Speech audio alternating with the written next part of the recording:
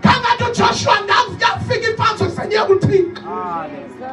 But the work of the Holy Spirit in the Old Testament. The work of the Holy Spirit. The work of the Holy Spirit. Hallelujah. They went to God and asked, who do you go to?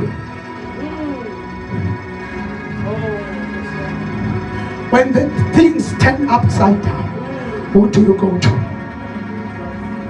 When you see that there is no way, who do you go to? When you see that there is a confusion, who do you go to?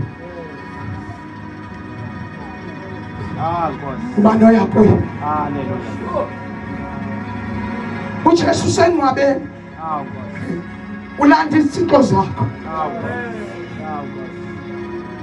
kodwa who do you go to? The answer is there. Hallelujah. Kanifundela verse 2. Verse 2. Sizogoduka. Wathi uYehova konyuka uYuda. Mayibonge inkosi. And then God answered, because He's the God of answers. UThixo ophendulayo akangophali akango-ashere. UThixo ophendulayo UThixo ovayo. UThixo heard the cry yamaSirayeli. Esibawatshoyo kuMoses wathi ndisivile isikhalo sabantwana bami eGibhithe. And then He heard them again. It is not the first time that God hears them.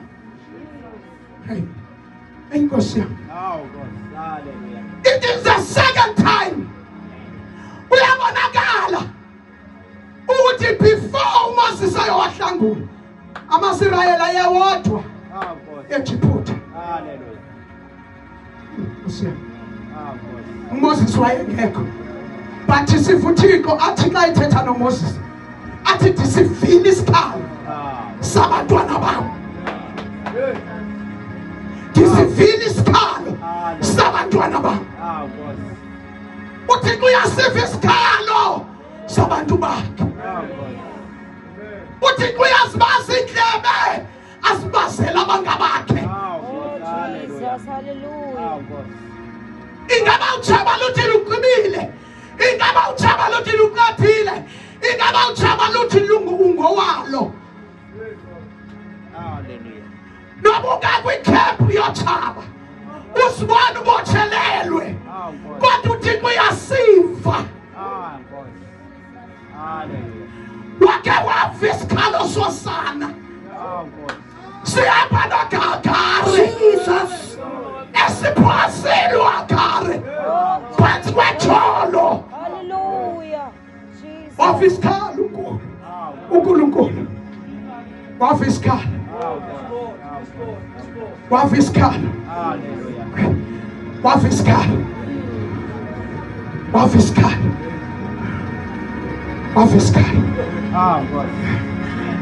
And lithi izwi kaThixo, He said, ndizothuma uJuda. Who is Judah? Yesterday we were talking about 12 tribes, Mamonoche, that was coming from the house of Jacob, the grandsons of Abraham, the 12 tribes. And now Judah is from those tribes.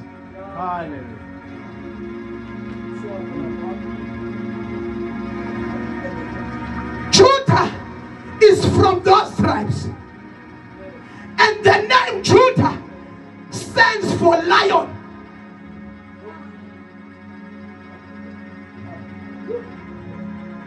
Uyabona uThixo mntakabawo xa esekuva, xa esekuphe